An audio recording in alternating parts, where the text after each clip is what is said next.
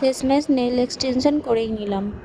করতে কত খরচ পড়েছে, পার্সোনালি আমার কীরকম লেগেছে, সব থাকছে এই ভিডিওতে। আসসালামু আলাইকুম এভরিওয়ান, কেমন আছো তোমরা? আশা করছি ভালোই থাকবে, কারণ সামনে রয়েছে ঈদ। ঈদে শুধু গর্জেস সাজলেই হবে না, এরকম একটা সুন্দর নেলস করে আরও গর্জেস বানিয়ে নিতে হবে নিজেকে। এই এত সুন্দর নেলটা করতে খরচ পড়েছিল 500 টাকা।